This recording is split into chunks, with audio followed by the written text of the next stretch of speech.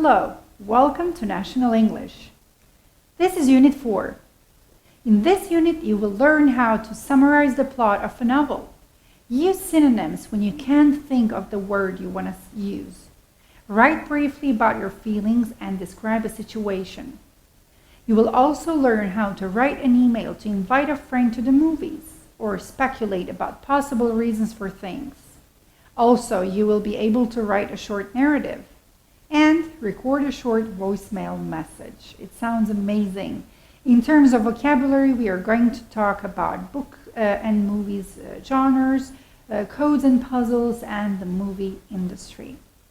So, we are starting with Module 5A. Let's begin.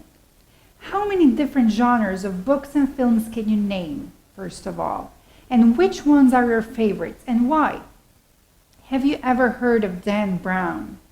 Do you know which genre of fiction he writes? Also, I have a very interesting question. Would you like to be an author? Why or why not? Now, it's time to take a look at the vocabulary section. If you're talking about Dan Brown, he's one of the best-selling authors in the world.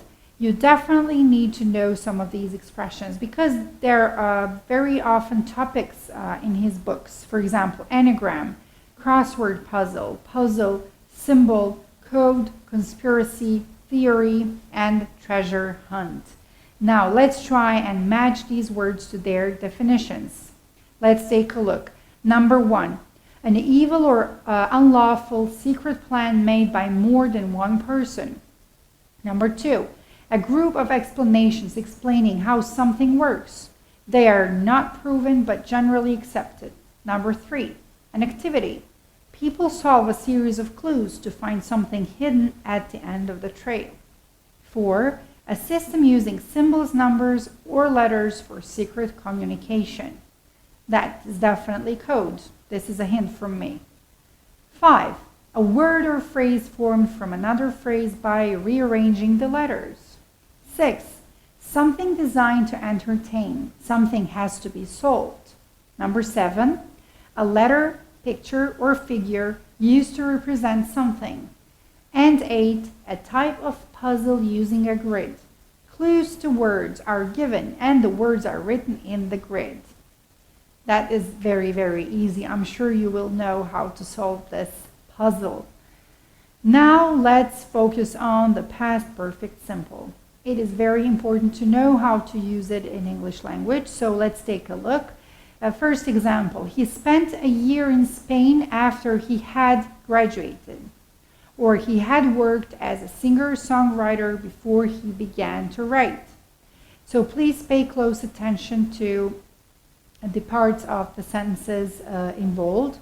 And then we need to actually tell you that we use this tense to talk about events that happen in the present or past, according to you. Which one is it going to be? And also we talk about events that happened before or after other events in the past. So please circle the correct option. This is very, very simple. If you take a look at this timeline, everything is going to be more clear. So let's see. Imagine that at 9 o'clock you say, I read the book. Okay? Sorry, I read the book. At 11 I left the house. And on the timeline you have the present as well, which is now. So if you say, I had read the book before I left the house, you can easily understand that the tense described using past perfect simple is the one that happened before another action is in the past. So which one happened first? Of course, the one that took place at 9 o'clock. So I had read the book before I left the house. The second action in the past, the one that happened after the first one, will be in simple past tense. Can you write 2 examples on your own? What had you done before you left home this morning? It's time to relax for a while and do some talking. We have part 1, which is speaking strategy. This is very interesting. Please keep it in mind at all times because it can really help you. For example, sometimes you just cannot think of the word that you want. You just can't remember. So I need you to take a deep breath and try to think of a similar word that you can use, of a synonym. Think about synonyms, which are words with the same or similar meanings, or antonyms, which are words with the opposite meanings.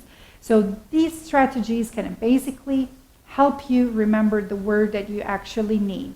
What you can try as well is, for example, you can ask somebody for some help.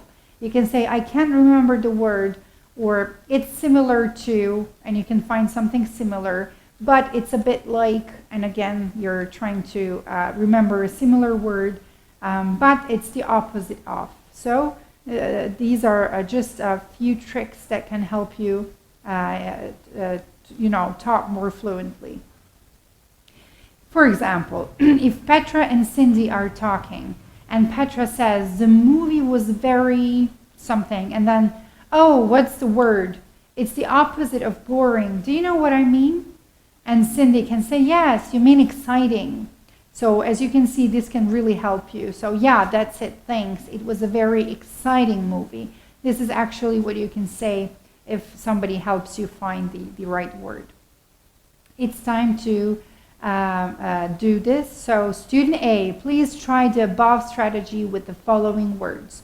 Amazing, strange, and adventure. Now please ask your partner about these words, like in the example dialogue. So what you need to do is actually try to find a synonym or try to find the antonym of these three given words. And student B, try the above strategy with the following words. Wonderful, dangerous, and mad. And again, ask your partner like in the dialogue. Now, our part 2 is brainstorm. Now, please take a look at these different options that we have here. There are really many. For example, talking about the genre, talking about the characters, talking about the plot, and the ending. So the possibilities are just illimited. But please, why are you brainstorming here? I need you to think and come up with some more. So if you're talking about the genre, I need you to come up with more styles or more types. If you're talking about the plot, I'm sure you can come up with something new. But first of all, let's take a look. In terms of genre, we have romance, thriller, ghost story, crime novel, self-help book, non-fiction book, adventure story, historical fiction. So there are many different types of books indeed. If you're talking about the characters, you can use all these adjectives and of course many, many more. For example, believable, wonderful, interesting, likable or unlikable, realistic or unrealistic.